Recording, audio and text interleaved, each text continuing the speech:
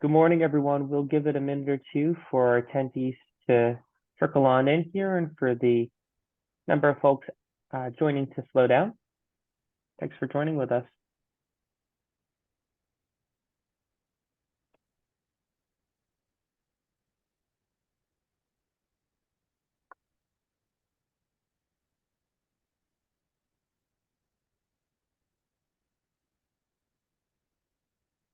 Good morning, everyone. Just mentioned, and we'll mention again, we'll give it a moment or two for everyone to join on with us. We still see attendee coming in. You have just about a moment, and we'll get started.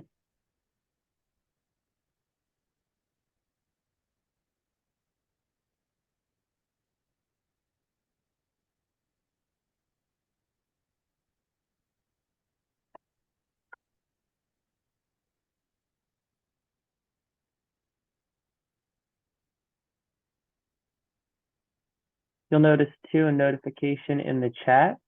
Our colleague Hillary has posted in some essential information. She's got today's handouts, for a link to access them and where you can find them once you click that link. So you'll most definitely want to grab that.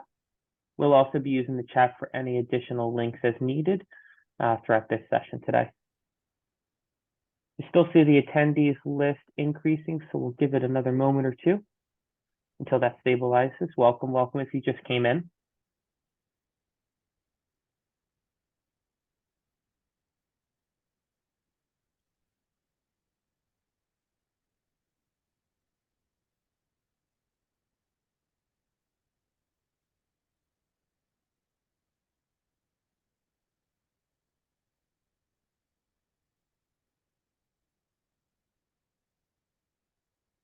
Okay, whenever you're ready, Matt, do you think we should get started? All right.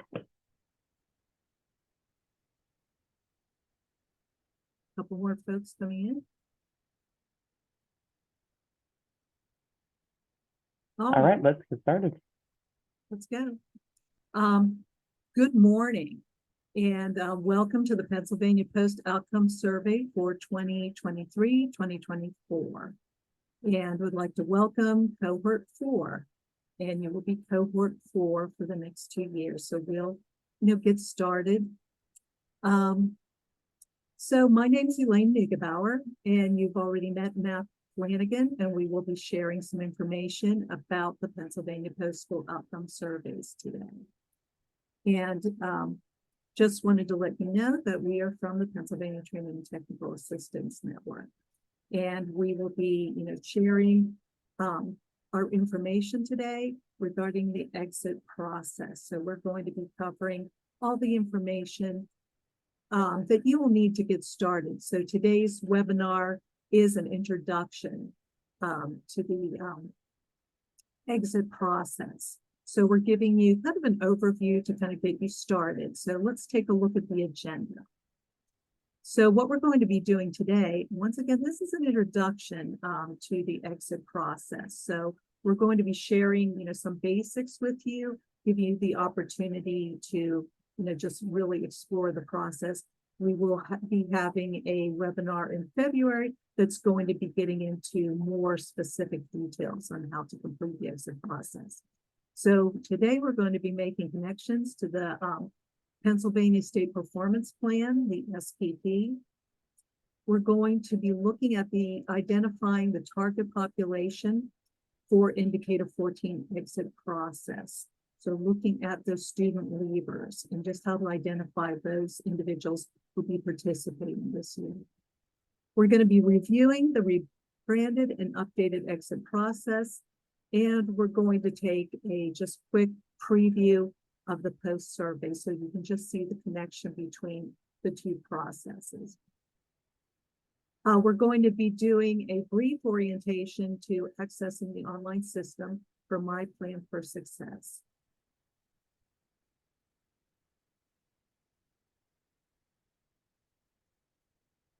So today you're going to have several, the link is in the chat regarding the materials for today. So we're posted several different materials that will be helpful for today's webinar, and then also to use following the webinar. that information. You may have looked and found the handouts in the registration. We're going to go back to those following the webinar. We'll be sending a link out so that you can access those following the webinar. And there may be some additions to the handouts. So what you're going to find in the handouts will be the IU and Patent Transition Consultant Support Structure. That's a document that's going to help you get in contact with folks that can help you with this process. Contacting hard to find youth, and we're going to just go over that resource. And that is more for the second part of my plan for success, which is the post-survey. Strategies to contact youth for the post-survey process. I'm just going to talk about why that's a good resource. Even though today's content will mostly be the exit surveys, we're kind of looking through to the future in the post-survey process. So we're just going to give you just a little heads up about how those publications can kind of assist you in this 2-year process. We're also going to, we've included 2 fillable forms, and that's the fillable exit survey and the student information sheet. So we'll be going over those in a few minutes. I wanted to give you a little bit of background information on the PA State Performance Plan. So just basically, we're going to be just outlining what the relevant pieces are for indicator 14. We're also going to be looking at my plan for success and just explain a little bit about what that entails.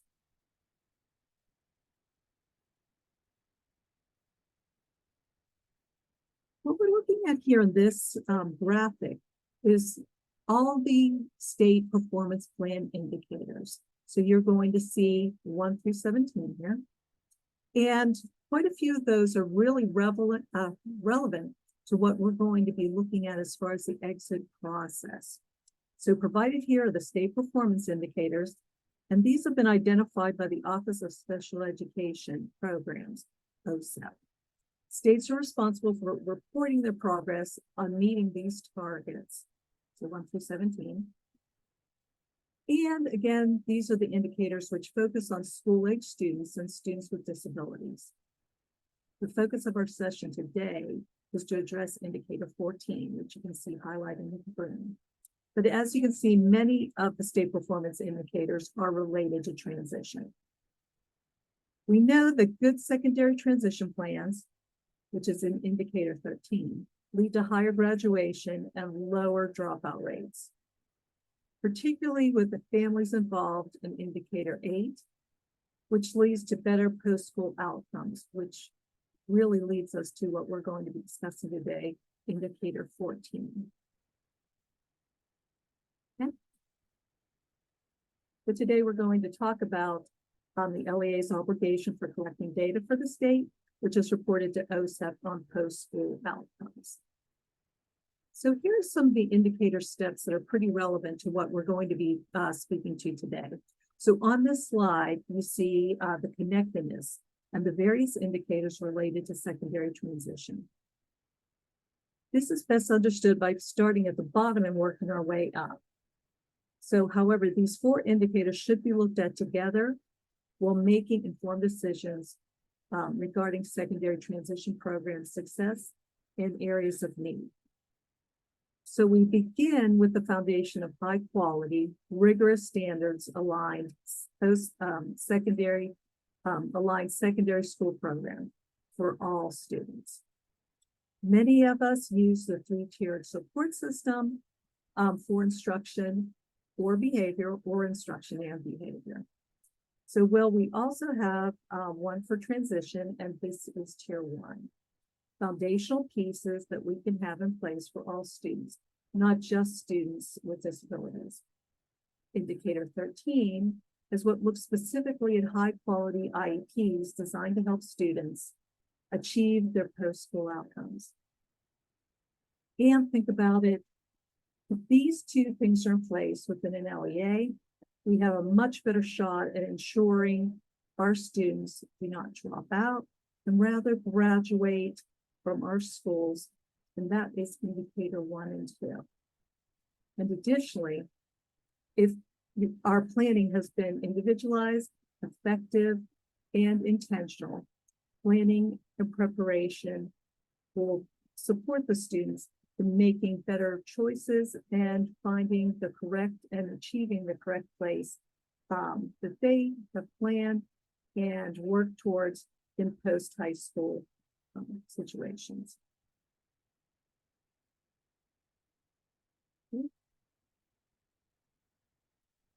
We're going to look at the survey's designed goals. So what we have, just starting back in 2005, this is when we started to pursue the indicator 14 process, which has two main goals, which we have like illustrated here. So we looked at making sure that we were not only meeting the requirements of OSEP, but also we were collecting information to inform program improvements, resulting in better post outcomes for youth with disabilities.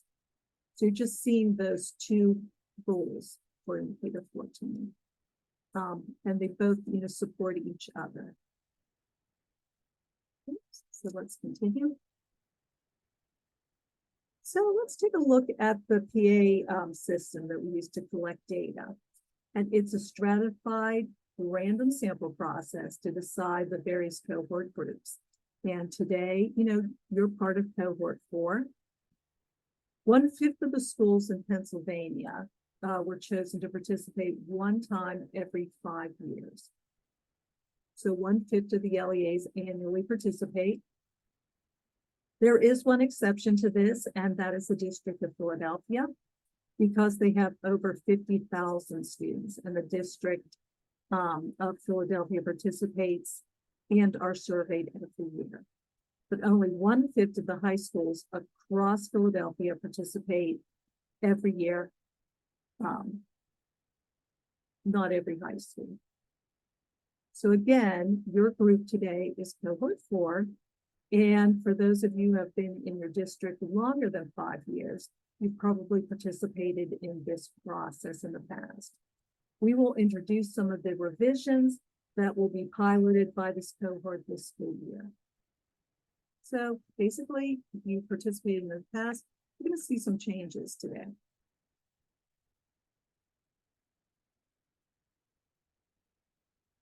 Okay. So basically, we wanted to share with you just some of the changes for 2023, 2024. So in the past, you may have heard the term PaPOS. And we are transitioning now to My Plan for Success. And really, we think that title really embodies, what we are planning to do in Indicator 14. And just, success really referring to students reaching post-school outcomes, but also to the LEAs that are supporting those students. And we'll get into that in a few minutes. So My Plan for Success uses leader services, which you're probably very familiar with. We're going to go into some details about that. And once again, we're introducing a lot of these concepts today, and we'll be providing more intensive walkthroughs and presentation in our webinar that is coming up, the follow-up webinar in February. And here's the abbreviation. Oh, sorry. Skip back a little bit. Just wanted to once again reiterate the fact that My Plan for Success is still a 2-year process, so that hasn't changed. It includes year 1 exit process, which we're going to be going over today, and we'll just do a little bit of a preview of year 2 post survey. So both years will be entered into the MP4S site. We'll be talking today a little bit about the streamlining of the process for all stakeholders, including LEA and students, and combines the exit process and completion of a summary of academic achievement and functional performance, utilizing an indicator 14 only. And this SAAFP that we're going to be introducing you today is used exclusively for cohorts involved in indicator 14.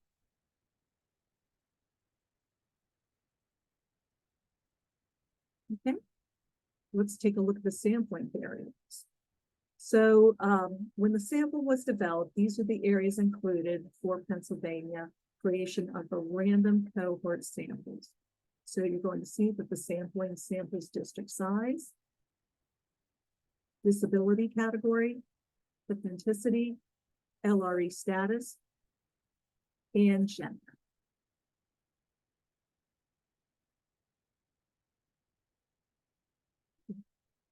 So my plan for success is a 2-year process once again.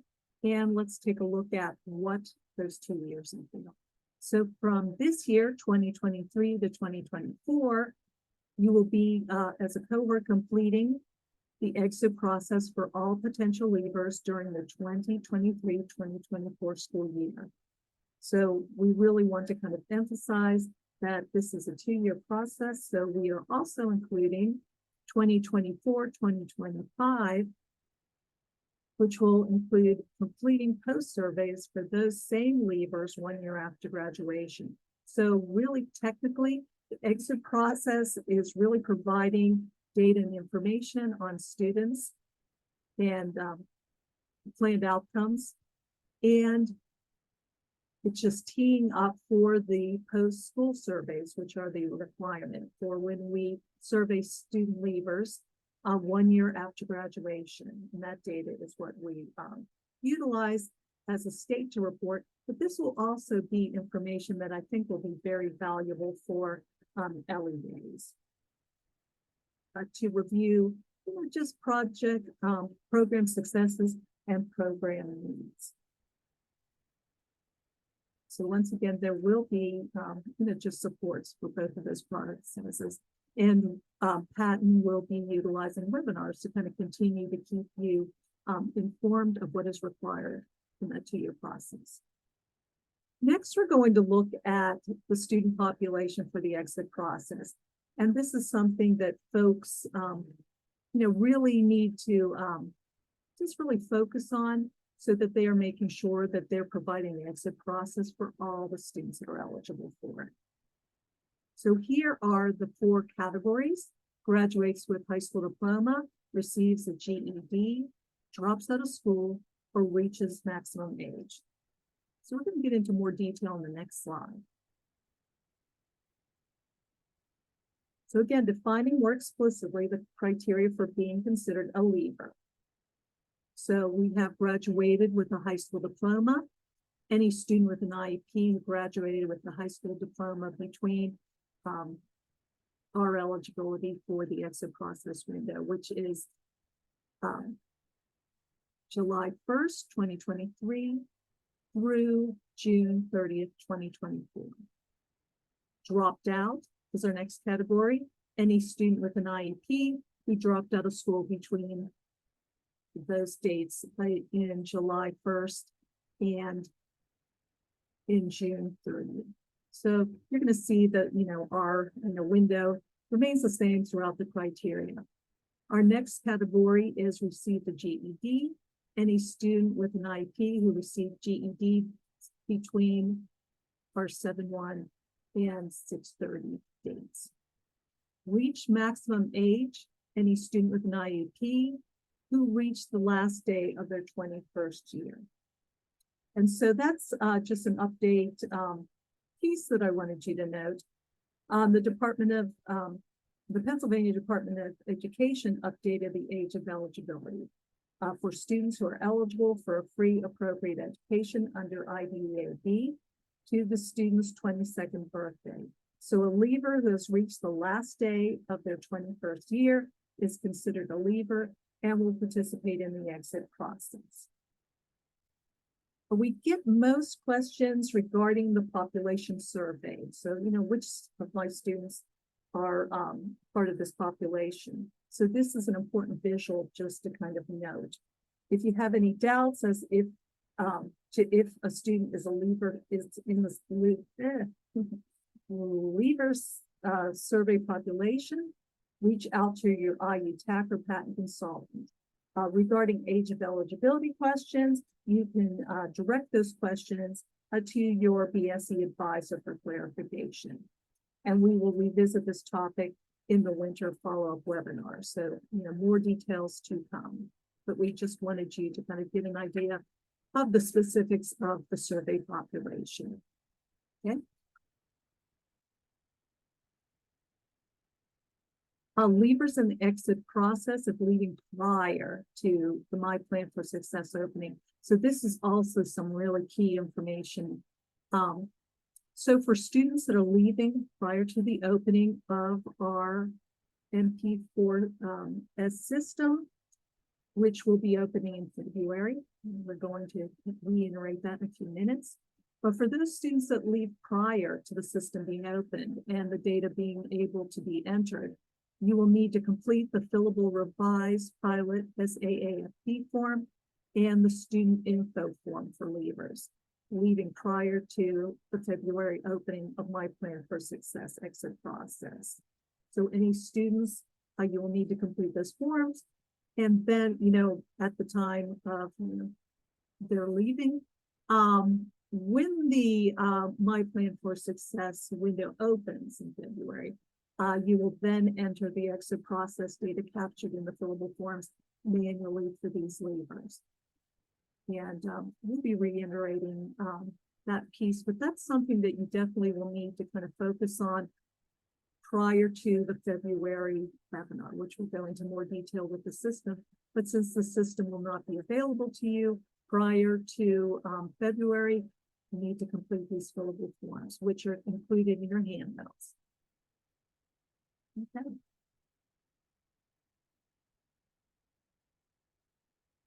Sometimes we have exception scenarios. So oftentimes I will get calls, from folks just wondering, should they include the student in the exit process? So here's just a really common scenario that some folks have asked us about. And this is just to give you some information on, what is a determination of a leaver in this situation. A student with an IEP has met all graduation requirements with the exception of failing their last social studies class. They're taking the class over the summer and are anticipating passing the class and receiving the diploma. In a scenario such as this, we want you to include these students as leavers during the 23-24 school year, and we expect you to complete the exit process on them. And then if some chance, like in the scenario, the student does not pass the summer school class and graduate, next year, when the student comes up on this list, you will just state that the student did not exit school this year and you will not be expected to complete a post-school survey with them. Okay. Let's take a look at another just bit of information is to help you once again sort out the students that will be leavers and will be participating in the exit process. Which district students am I responsible for? So this is really looking at district student eligibility for the process. Yes, students that are in approved private schools, career and tech ed centers, AEDY facilities, and adjudicated youth. So anyone currently in your LEA as reported on your child count. Who should not be included in the district list of students? Charter school students and cyber charter school students. And once again, we do have charter schools and cyber schools participating in the exit process, and they most certainly will include in their exit surveys all the students that are reported in the child count or they're responsible for. Okay. So here's just a quick synopsis of what the exit process content entails. So we have demographic information on our leavers. We have the revised pilot summary of academic achievement and functional performance, the SAAFP, and the form that you will be utilizing, you'll see in the fillable form and in the actual My Plan for Success website when it opens in February, where you will be entering the student data. It is a revised form and it is specifically for just individuals in the indicator 14 cohorts. The approved SAAFP will be utilized by LEAs that are not involved in the indicator 14 exit process. And basically we combine various different items, so all the summary of academic achievement and functional performance information is included in it. We have also expanded it so that it meets the needs for the exit process. So this is a revised pilot SAAFP that you will be utilizing this year for your student leaders. So also the exit process includes recommendations for assistance for the student in reaching their post-school goals.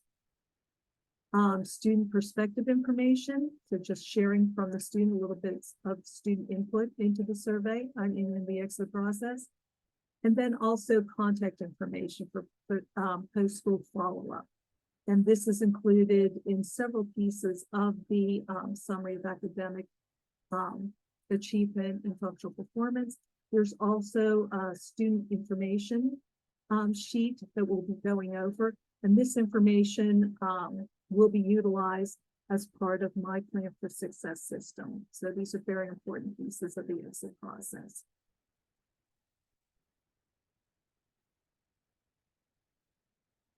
Okay, so I will be turning this piece over to Matt Flanagan, and he will be going over starting the exit process with you. Great. Okay, everyone. So we're going to look at a step-by-step process of what going into the system will look like. I'll preface that with saying that you currently do not have access to the system. So this is what you'll see when it comes time when you do have access. So if you're looking to go in now and follow along, that won't be possible, but you will have these screenshots and they do represent the system you will have access to. So if you're going in now and you're saying, this is not what I see, or this is different than what I've seen before, that is true.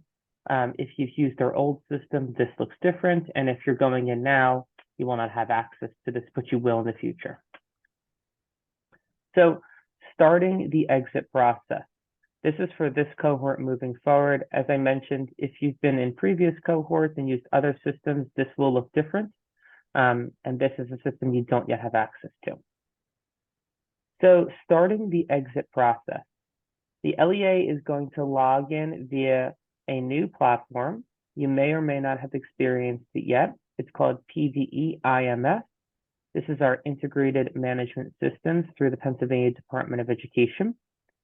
You'll use your username and password in order to sign in, and that's our first step here. We'll talk about how you get those credentials in a little bit.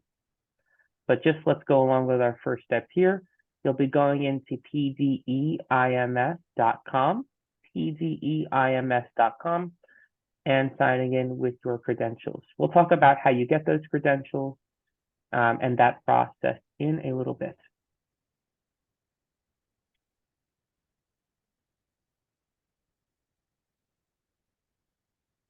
Once you enter the PVE IMS system, you'll be presented with this screen here.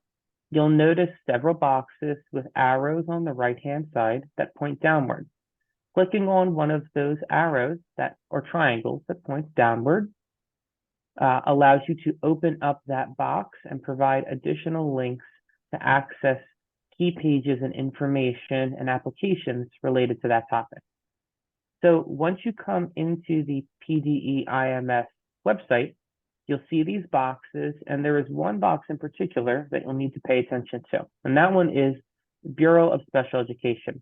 So all of these boxes will be closed and compacted down when you first come on the page. You'll click on Bureau of Special Education, which will then expand vertically.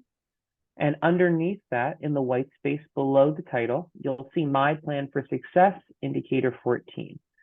You won't have to click About, but you'll click My Plan for Success, and then parenthesis Indicator 14, and that will bring you to the My Plan for Success application. This is the rebranded name for what was PaPOS, and this is where you'll be adding in and managing information related to your exit and your post. As I mentioned, you do not currently have access to this aspect of PDE IMS. So when you go on PDE IMS, if you currently have access for other initiatives and data collection under compliance, you will not see My Plan for Success there yet. This is simply a mock-up of what it will look like when it becomes available.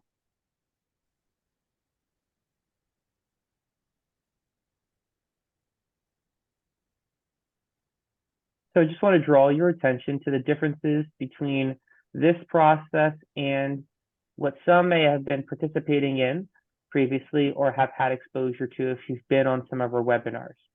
So over the course of this past year, for our Indicator 14 pilot, we were using myplanforsuccess.org, but you signed in directly to the website.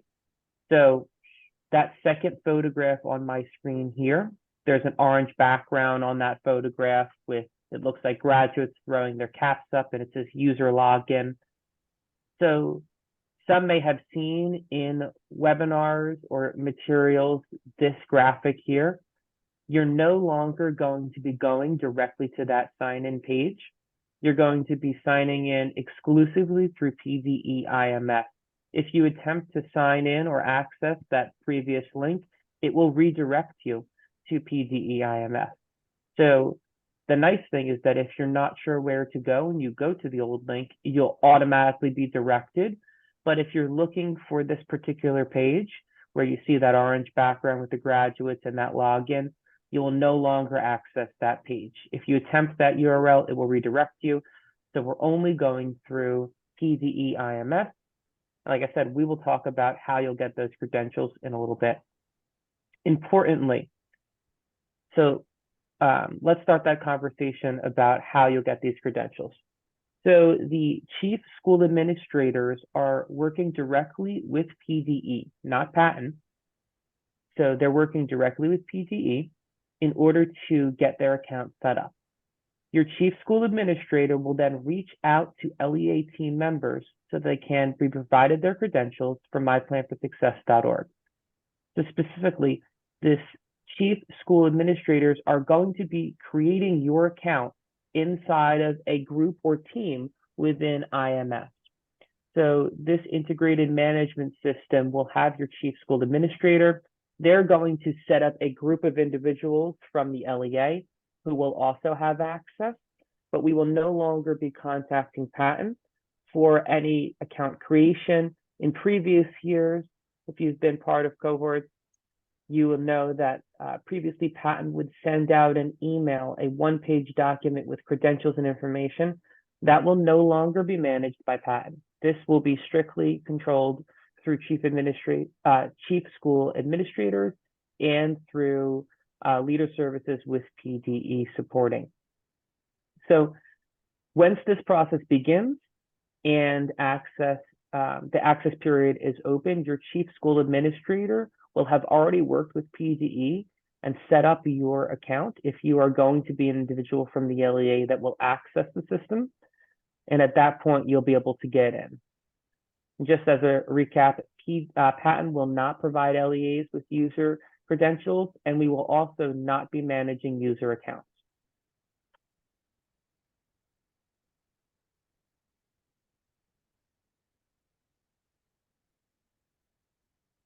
Information about how the chief school administrators are selected and onboarded and managed is completely controlled by PDE. So PDE is handling that entire process currently of getting them onboarded and getting their account set up.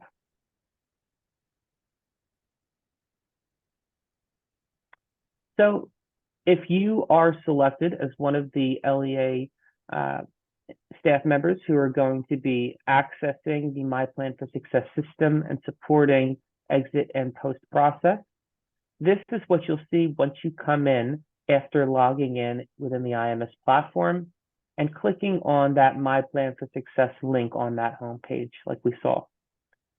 You'll be greeted with a dashboard and a user space here. So the first thing you're going to want to do is to come in and click on Student List. Student List provides a table of all of your current leavers. So this data is pre-populated by PDE for you. You do not have to put in your leaver information. Specifically, this That's uses really data. hard to do when you get the PowerPoint. Sorry, just making sure we didn't have any comments. Specifically, once you come in, as I was mentioning about our data, so the data is going to be uploaded by PDE with patent support. It's going to use the December child count, and then it will be cleaned thereafter by patent. There may be unique instances where a lever or two should no longer be in or is missing. In our pilot process, we have seen this to be very few students. On a handful or so. But if that does occur, like we said, it is very unlikely. We are working with PDE throughout the year to clean this data and make sure your list is up to date. However, if there is a missing lever or a record that needs to be updated, incorrect information, you are able to do that. Specifically, if you have a lever who is not on your list, we'll click on Add New Student, and that's how we'll be adding any lever who is not on our list but should be. Like we mentioned, there should be few and ideally none and likely none in terms of cases where you have to do that, but the feature is there in those rare instances.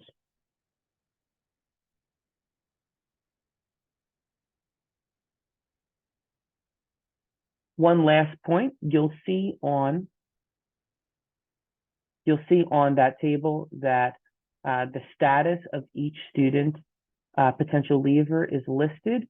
I'm going to show you now on our next slide, if we were to complete or begin the exit process, what that might look like. And our goal is not to go through the entire process today, but to simply help you put a face to the name of this system so you're more familiar with when you hear the words My Plan for Success, you have a vision of what it looks like.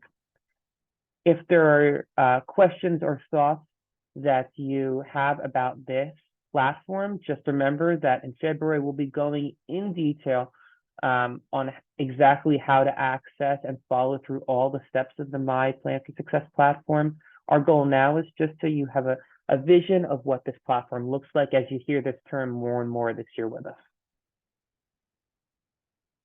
So in keeping with that, let's just take a moment to look at the exit survey and how it's structured in here. The exit survey will open up for you. You'll identify whether a student is a leaver. If we're completing the exit, they would be a leaver. It'll ask us to confirm some student information about their account and their date of birth, all of that demographic information. Once again, we'll go into this in much greater detail as we begin the step-by-step tutorials later on this fall and winter. But you'll put in some basic information about that lever routine. The primary reason for that information is connecting back to post surveys. Remember that the exit is one of its primary purposes, of course, is to get the contact and information we need in order to do post surveys a year later. We use this information in order to do that process. So you'll have your student information. Those who are part of our pilot will be inputting the summary of student performance. So the SAAFP is also integrated in here as well. So you'll be putting in their basic contact information for the summary of student performance, their recommendations to assist in meeting post-secondary goals, the student perspective, and of course that contact information. So we have both basic student details, we have our SAAFP information, all wrapped into one form for our pilot. And this graphic here is just an example. Once again, we're not going into all the nitty-gritty steps because we will do that in our upcoming sessions together. But now you're getting an idea of what this looks like. And here is an example of that three-step process. Click to start the survey, provide the information, start filling out your questions related to the summary functional academic performance, and your contact information. And as we just had mentioned, that process of the exit and including the SAAFP items in it and information in it is for our pilot. In all other circumstances, when you are not part of the pilot for indicator 14, you'll be using and continue to use the approved and posted SAAFP that's online, and we're showing that here. So if you're in the pilot, you're using myplanforsuccess.org. And in there, in that exit survey, it's both the contact information we'll need for post surveys a year later and the SAAFP all wrapped into one. But outside of this process, day to day, whenever you're doing an exit, you'll be using the, when you're not doing exit for the pilot, you'll be using the SAAFP.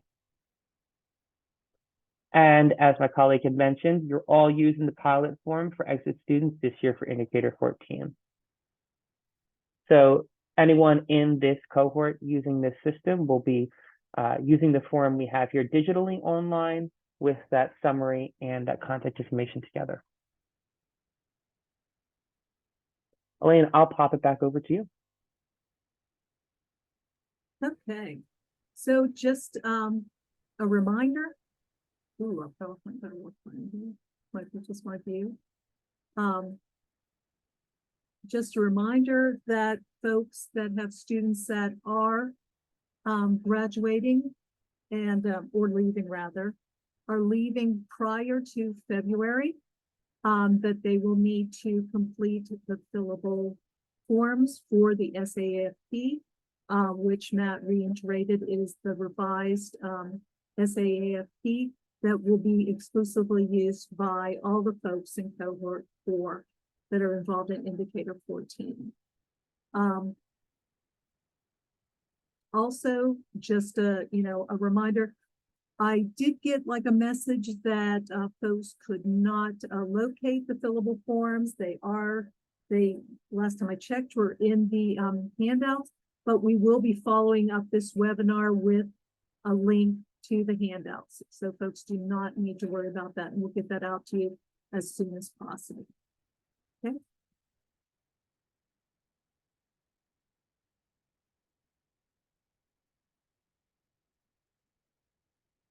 Okay, so the next piece we're going to talk about, we're just going to give a quick overview of the connection between what you're going to be doing this year. And as Matt kind of gave you an idea of how that information is going to be used in my plan for success in the 2-year process of being involved in indicator 14. So we're looking at year 2, 2024, 2025. So that is the post-school survey, and that is when that will be completed with folks in cohort 4. And so just the areas that we're going to be looking at for that, and we're just briefly overviewing this today, just to give you an idea of just the connection between the two. So we're looking at post-secondary education history and related items. So those are what we're going to discuss and record in our data for the post-school survey. We're going to be asking students in that survey when they're contacted through My Plan for Success, employment history and related items. Remember, we're just overviewing this today. We're going to get in-depth information on this. We'll get a little bit more, just a little bit more in February, and in the spring, there is a post-survey webinar. So that's next year for this cohort. Also part of the post-school survey is probing if not employed or in post-secondary training and education program. And then there's also some questions and data collected regarding independent living status of the student leaver. So that is just like a quick overview just to see, what we're teeing up this school year that we'll be participating as a cohort next school year. Okay. And we have a couple resources available for you. And these are to address the fact that we're currently working with a cohort that are finishing up their post-school surveys. And just some of the issues that they do have are contacting hard to find or hard to contact you. And, the really big importance this year regarding this is making sure that you get accurate student information, to contact them for the post survey. But there's also, some strategies that are available to consider because that may be an issue for you. And it's a pretty common issue with some of the cohorts that we've worked with in the past. So we're going to look at a few resources that really connect with and kind of support making sure that we get those surveys in. And just to reiterate the importance of that is that, we're certainly collecting data to report as a state to OSEP, but that information is really important and will be available to the students ongoing. And it's also providing us information, those post surveys that LEAs can reflect on to, just really acknowledge the successes they have in their current transition programming, but also too seeing some needs for updates or, just some new offerings that they can provide to their students to make sure that they achieve their post-school outcomes. So let's take a look at some of those resources. And these are also available in your handouts. And once again, we are going to send you this information so you can connect with this if you were unable to do so today. So we have strategies to contact youth. And this is a publication that we've had up for a while. And you can see the former term PaPOS is utilized in this publication. We'll be updating this, but this is a nice resource to kind of look at. So it will be updated the next time we meet. But it just gives some tips that were collected from some of the school districts in Pennsylvania. So it's relevant to this state. And it was looking at getting some input from LEAs that had over 90% completion rate of their post surveys. So some of this is important steps that you can start to consider as you complete the exit process. Because once again, we're teeing it up for the post survey. So you want to make sure that, students are really aware of this process, in terms that, will be relevant to them. And then also too, that, we're, just really making sure that we're getting the word out there.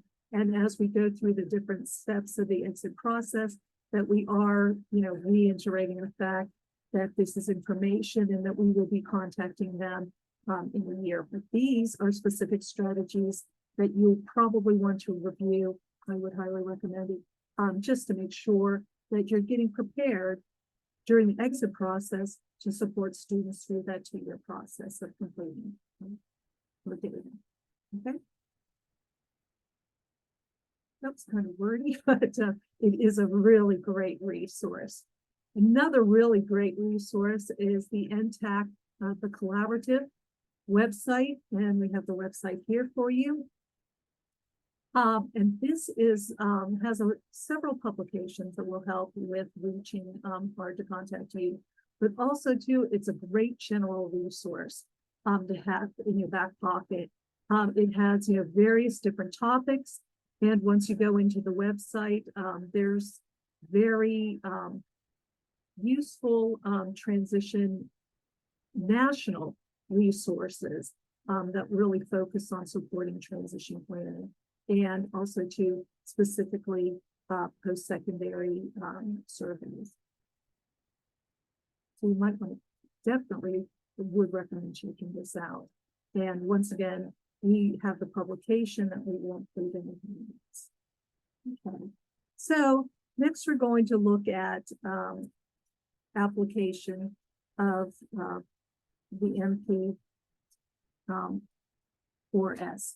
So just family application, this kind of goes with what I was just talking about, that reaching hard to reach youth, because we know the families are such a huge part of the student school life, and certainly will be a really great resource and support post-school. So what we want you to kind of think about in this process to make sure that we get both exit surveys completed and post surveys completed is to make sure that parents and students are very aware of this process and just basically, giving them enough information that supports their understanding without, a lot of some of the details that, LEAs were presented with today. So one of the things that we recommend is communicating survey timelines and expectations. Also, too, engaging families to ensure youth participate in the exit post process. So some of the strategies, that are included in our resources is, just that continuing communication.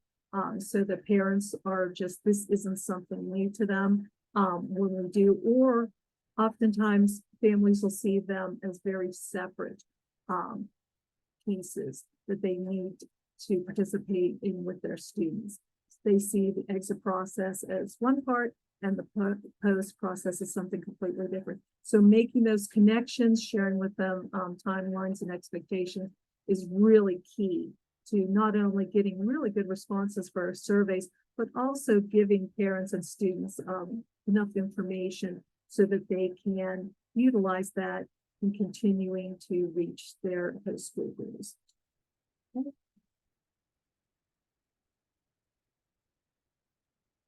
So the next piece we have here is the field management support procedures. So these are some of the supports that you will have during your indicator 14, My Plan for Success process.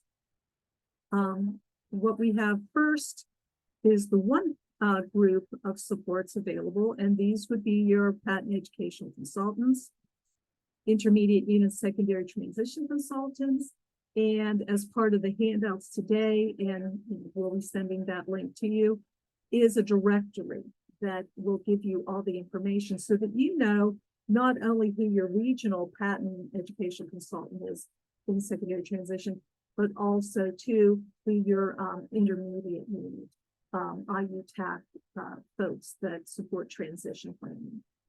And, it's a nice network that we've established so that everyone is kind of on the same page as providing you support. So, contacting either of us, will get you to, the correct answer or supports in completing the exit process.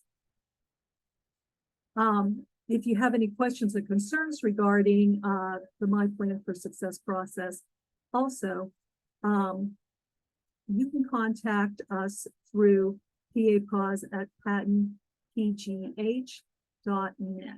So this is like an ongoing open email line for any questions, concerns regarding the content of the exit process. So questions about the SAAFP. So anything that's regarding, the content of the exit process, timelines, anything like that would be, supported by the patent consultants, IUTAC, and certainly the PaPOS patentpgh.net. And once again, that is open at all times, and we get back to you within 24 to 48 hours. So you will have a contact. We'll also have, phone numbers at the end of this presentation.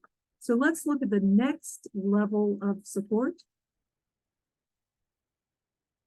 And this is the field technical support procedures. So remember, as Matt showed you, you'll be entering information into leader services. So just for this webinar, we'll just give you that contact that you will eventually, have availability to in case you have any technical questions. So if you have any technical issues, you will be contacting, or, and those issues could be regarding logging in to My Plan for Success, or any technical issues, errors, difficulties with the leader process. Please contact the IMS team, and the contact link is there, RAEDIMS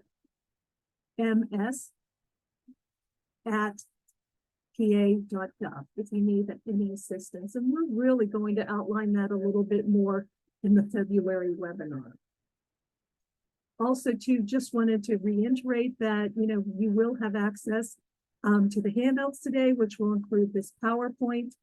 And if you haven't accessed it already, and also, too, we will be giving you a link to this recording of today's session. So you have a lot of different supports available to you, as I outlined in the last two slides, but also too, you'll be getting some communications to keep you updated with information on the exit process based on the contacts that we have available to us.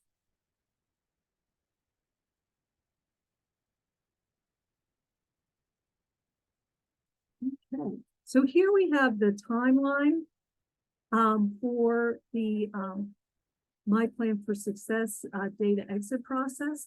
So we have for you the entry and submission dates. So our first date we need to look at is February 21st, 2024. So next February. LEAs can start entering exit process data on individual students via Leader Services. And you'll recognize that date as the date of our next exit process webinar. So we will have our exit process webinar. It will be a longer webinar just because we really will give you an opportunity to get additional information to complete the exit process. Plus, we're going to offer a walkthrough so that you can actually see what the system looks like.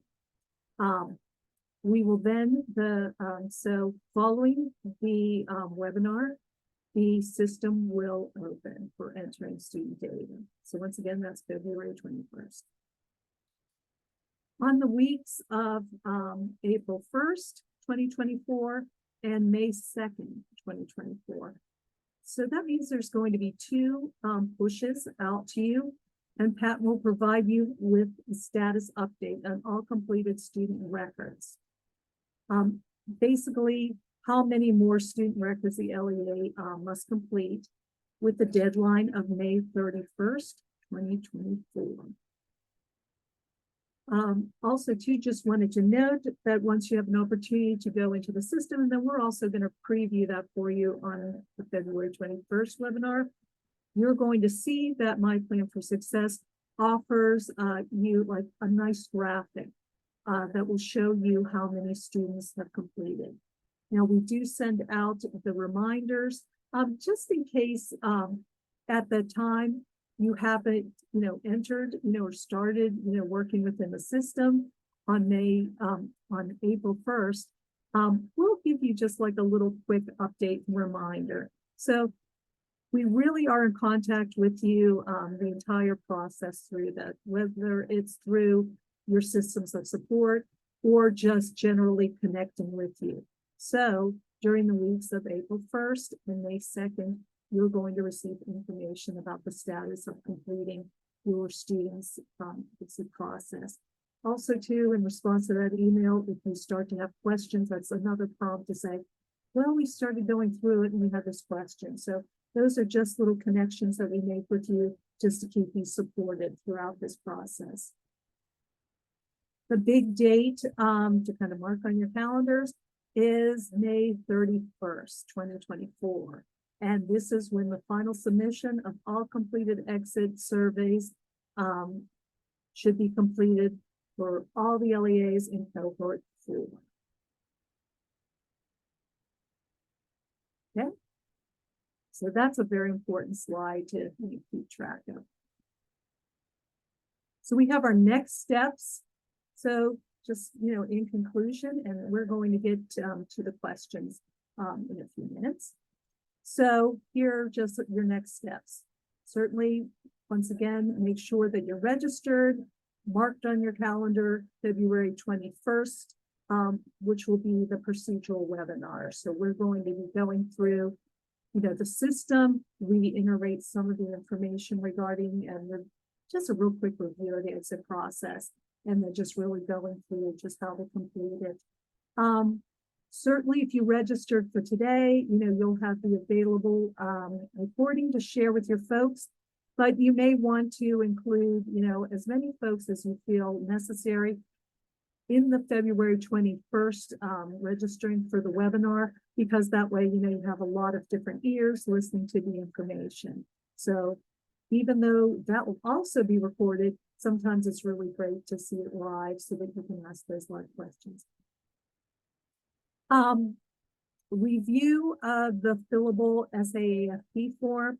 And I advise that even if you don't expect any students to graduate prior to the opening of the February of the database, just to kind of orient you to what the exit process of completing the SAAFP will entail. I think this is just a really important step between now and the webinar, especially if you are presented with student leavers that are leaving before the February opening of the system.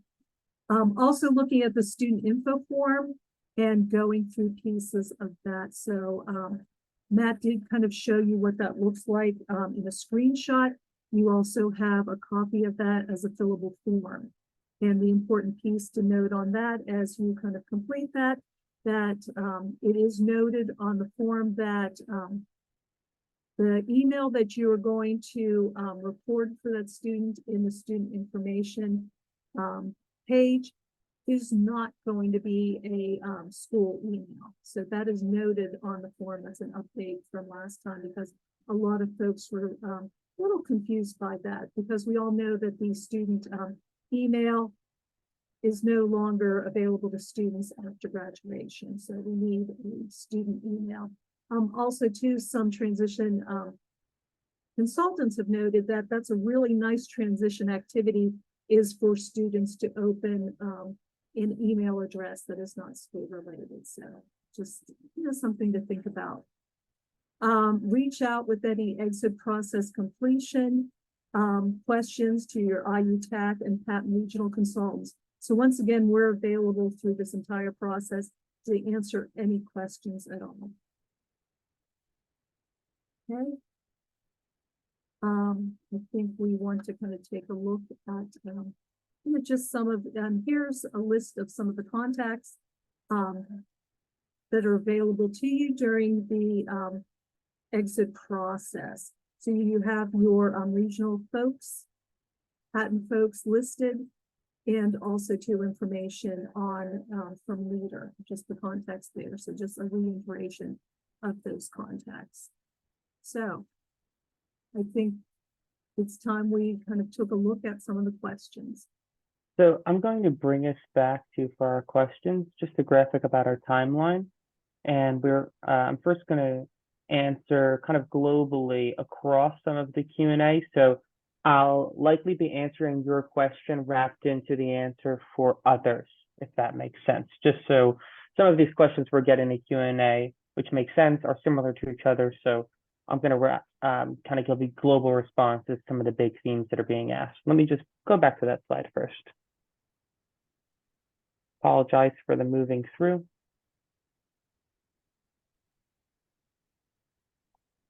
Let's just talk about our timeline.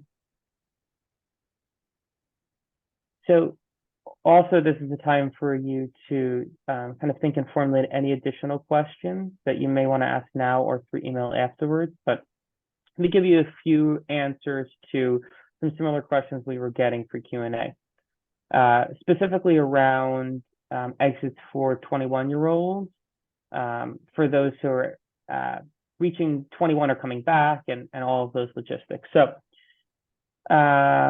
I'm going to use some of your questions as a way to answer others as well. Let me just pull up so I can refer to those initial questions as I give my answers here.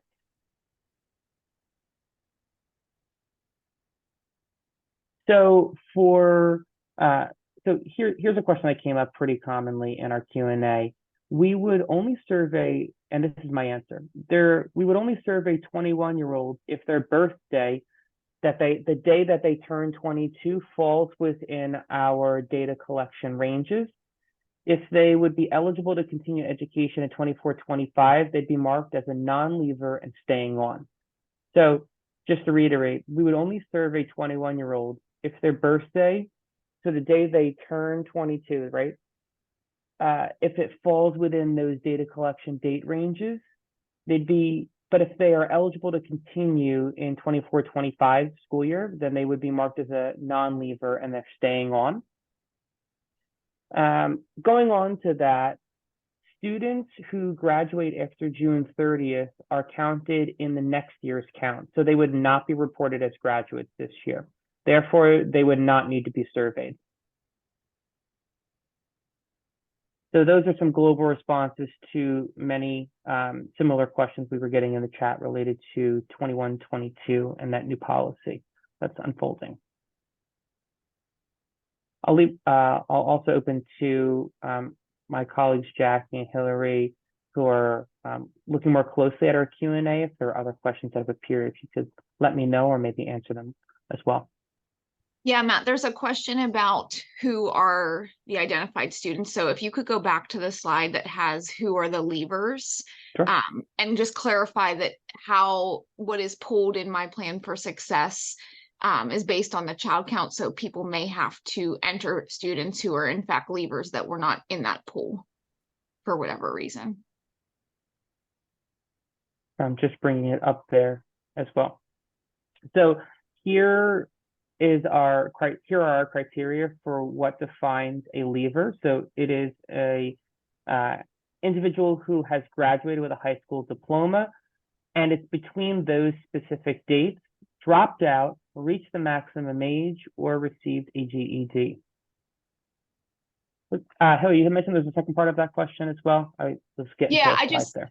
I think it ties into what they're going to get pre-populated in leader services, my plan for success. Yes. How, it pulls, and it could actually pull students who are not leavers because they're not old enough or they're staying on for whatever reason. So we're going to talk about that in February. We'll have to go through that data set that's pulled.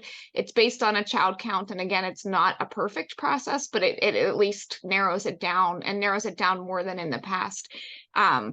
So there might be students who are in fact leavers, maybe that moved in or re-enrolled in your district that weren't on your 12-1 child count, that you might have to manually input them into leader services. And again, we'll walk through that process in February for you.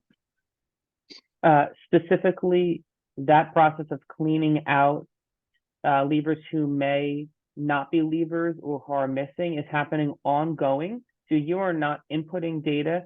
There are rare instances when you would do that. We'll talk about that at length in February, but what you should know for now, keeping in mind that we're several months before really diving into the step-by-step, is that PDE is working throughout the year to make sure those records are up to date. We're taking some of that data management burden off of LEAs.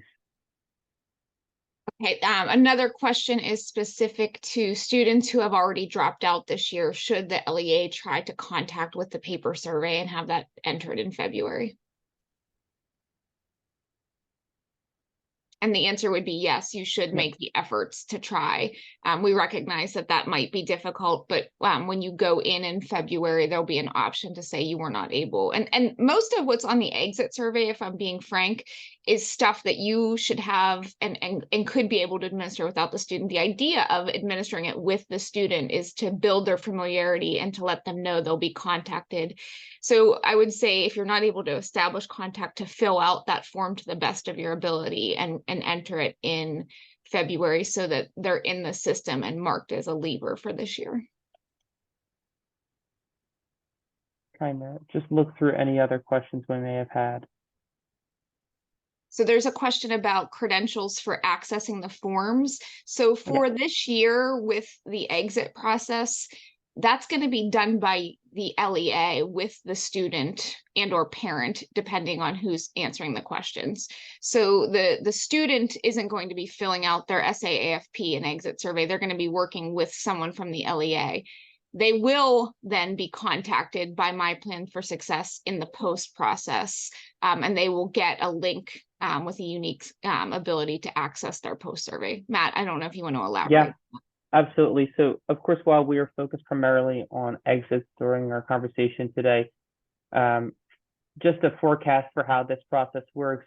Once the exit period is complete, we have that contact information. 1 year out, you are not contacting leavers for the first and second contact anymore.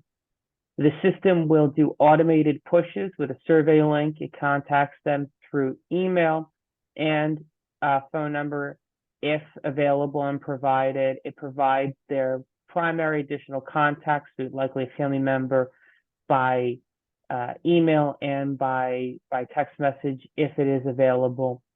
And it is going to do 2 automated pushes that year out. So in terms of what day do I provide the survey, managing when students came in, when you're not managing that process anymore, the system will do the 2 automated pushes. It's the third contact that will be done manual, and only the third contact. All information about whether a contact was made for the first 2 attempts is managed by our system. It keeps track of everything. We'll talk about that in detail in upcoming meetings, but some of the apprehension potentially of if a student's leaving partway through, I need to make sure that I'm going to be reaching out to provide the post survey. The system is going to be doing that. It's only in those instances where 2 pushes have been made and the student has still not been not had made contact that you'll be doing that manual. So we'll talk more about that in greater detail, but I hope that does clarify and ease some of that apprehension of if a student's leaving mid-year, how am I handling post? The system will be doing those automated pushes.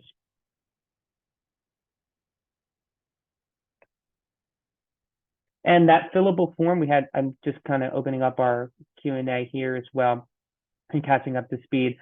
We had several questions about, do we need to do the summary, the SASP, and our own SASP outside of My Plan for Success? If you're in the pilot and using My Plan for Success for your exit, you can just input all of those students and their SASPs into My Plan for Success, and then you can export them out and use them in any of your own systems and documentation as needed. So just to say again, if you're part of the pilot and you're using My Plan for Success, you can complete the SASP inside of that system and export it out. I will mention, though, that because of the ability for LEAs to use really a plethora of different systems, there's no requirement. Your experience will likely vary in terms of the ability to take that data and put it into the system you may be using. That is directly related to the choice of system used by the LEA and not our system as well. So just keep that in mind, that your experience in moving that data from My Plan for Success to your own system depends upon the system that you're using and its limitations and abilities.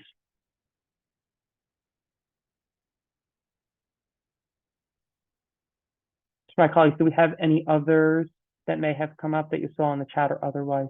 Yeah, I think there's still some issues around clarification with students who graduate in the summer. And so to address that, I want you to just keep in mind the date window that's being provided on the screen. So if you had a student last school year who stayed in through ESY and then you gave the diploma after ESY, they were still counted in your June 30th graduation cohort. So they were graduates last year. Any student who accepted a diploma and will be counted on your child count for this year is who you are considering for administering the exit survey. So you don't include those students who were part of the cohort to graduate last year, but just stayed on through ESY. In the same vein, we will include students who graduate via ESY in this year's exit group because their diploma would still be effective the date of your graduation, even though they're staying in through ESY. There is a question about GEDs, and it said, is it on Leader Services? No, regarding GEDs, that there's a process if you're aware that a student is going to get a GED, and so that's like an important piece of it also, that the provider of the GED will, if provided with the school district's contact, they will send that information to you so that you could validate it. And my understanding, Hillary, if I'm correct, if you don't have information that the student completed a GED, that the student will be considered a dropout. Correct? Correct. Yes. And just to mention too, in terms of the My Plan for Success system, the My Plan for Success system does not say how the leaver exited. It just clarifies whether they are a leaver or not. So you will not ever see any information in there related to the type of exit they had. It's just that they were an exit. So when you go into the system, it'll just say and ask you, and you'll be able to change, are they a leaver or not, but not they dropped out or reached maximum age, because that is not part of that requirement in terms of our data collection. If you're not able to access the fillable form, that would be a computer specific issue to your device and your programs. In those ways, I would recommend reaching out to IT to see if there are any configurations on your computer related to the program that you're using to open up the PDF or the fillable form that may be inhibiting it from working. So for students who graduate with a high school diploma, there's a request for clarity. Does that include students who graduate both on goals and credits? And the answer to that would be yes. We have one diploma in Pennsylvania, and that is regardless of whatever pathway you take to get there. So yes, it includes students who graduate on Act 158 and credits, and it also includes students who graduate on their IEP goals.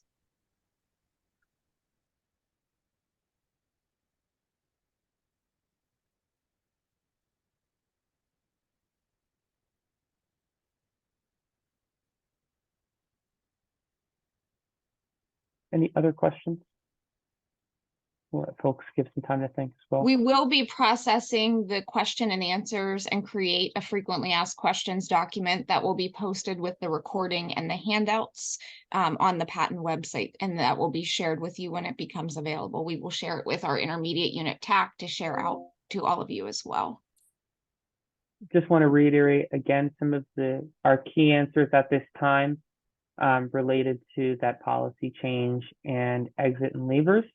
That, as I mentioned before, we will only survey 21-year-olds if their birthday, when they turn 22, falls within the date ranges for our data collection period. If they will be eligible to continue education in 24-25, that next school year, they'd be marked as a non-leaver and they're staying on.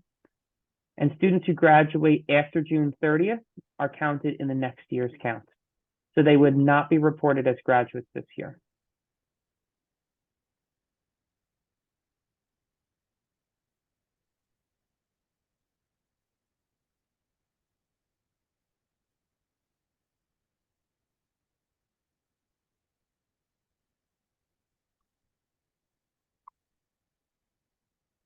Yep, I can repeat. So we would only survey 21-year-olds if their birthday when they turn 22 falls within the date range as provided.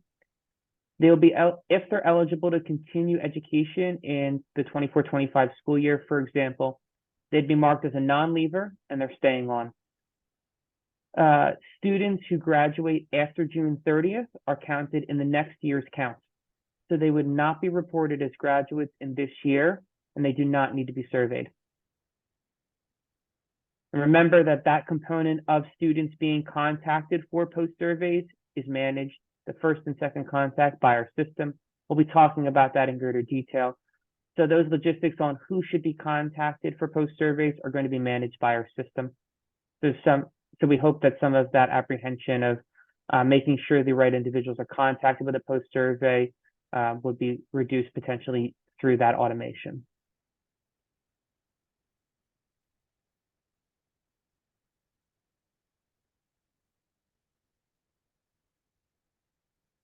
We'll also talk about in upcoming webinars when it comes time for that third contact, the processes and procedures behind reaching out to those individuals and making determinations on who should be reached out and contacted for post survey.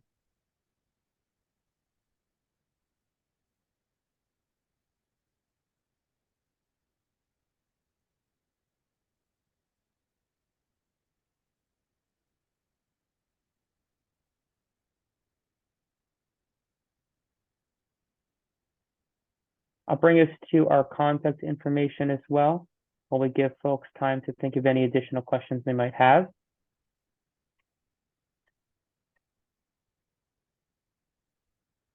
If you need more time to think and formulate a question related to this process and any upcoming changes, you can contact our team through these following emails.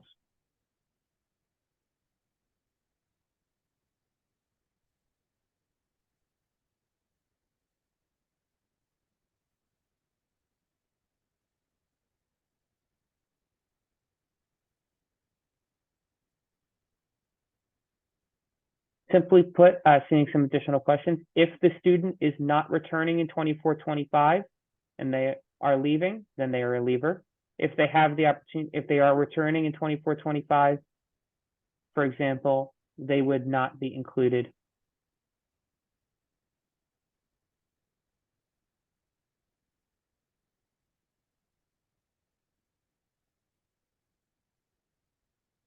I think an easy way to think of some of these potential situations is if they are not returning in that upcoming year, they'd be included.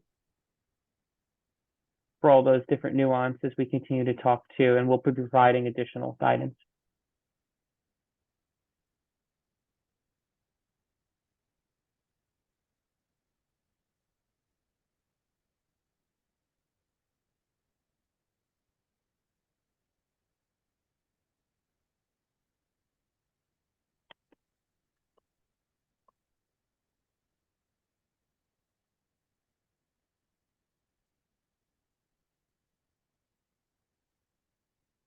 We're just leaving it open for any additional questions you might have.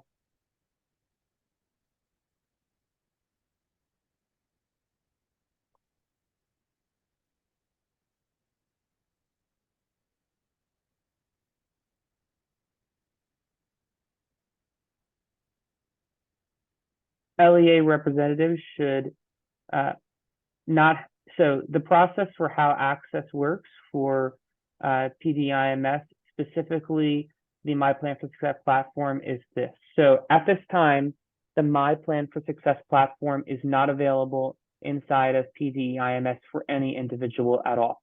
So whether they be a chief administrating officer or otherwise, it is not available for any users. So that system is being migrated over by leader, so it is not available for any individuals at this time. The way the process will work is one directional only. So PDE is contacting your chief administrating officers, working directly with them to set their accounts up. And those individuals are working with PDE to get LEA admins added into PDE IMS and to access the system. So it is a one-directional process from PDE to what we call your chief administrating officers, and then from them directly to the LEA admin or individuals from the LEA who will be using the system. There will be no contact from those individuals upwards to PDE or to Patent with this new process.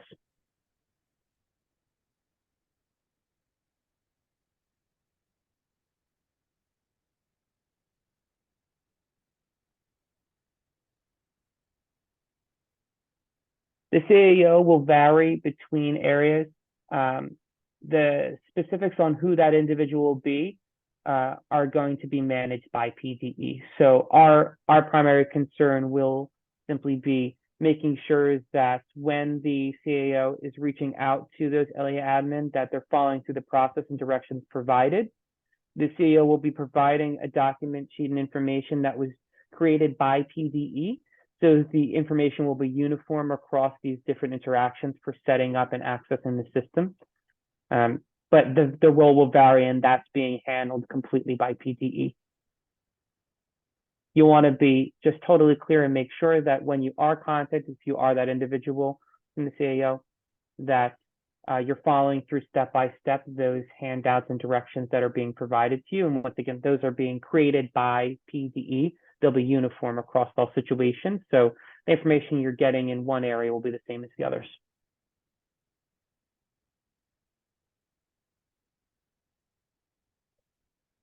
In terms of contact with chief admin, that is, once again, those emails are handled by PDE, not by Patton.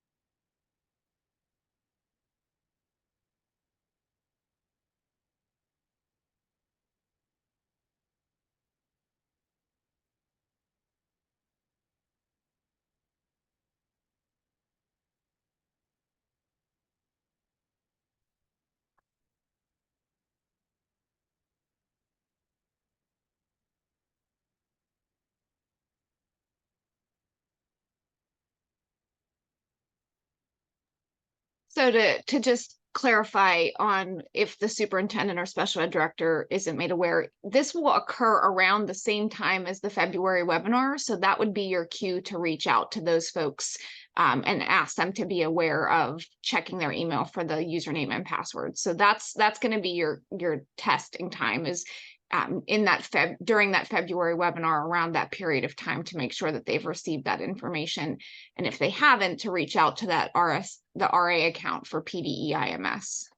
I wanted to clarify too that there is a procedure set in place by PDE that they will reach out one by one to any identified CEOs that have not signed in, do not have their account, have not responded. So PDE will absolutely, their official language, to go through case by case for any individuals who still need setup and help and configuration too. So there should be no instances where a CAO has been identified and has not gone into the system, because they will go through an entire process of step by step for any remaining individuals.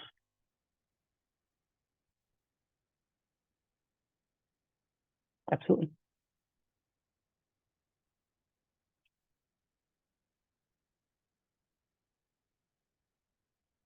If you have any additional questions that come to mind between now and the next few days or thereafter, you can contact our team listed here. It's also in the slide deck available to you in your handout. And we'll be happy to continue these conversations around 21, 22, any of the processes or procedures, keeping in mind that we're going to go, and if you have any questions about how to specifically use the system, just know that those will be covered in detail during our February meeting, where we will show the system and go step by step with you and model each procedure using the myplanforsuccess.org.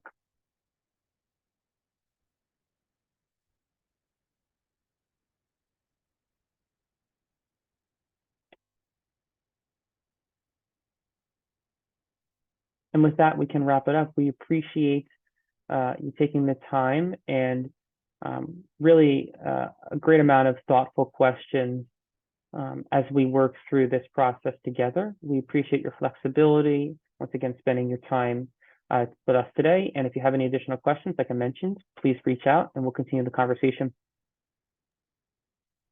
Thank you, everyone. Thank you.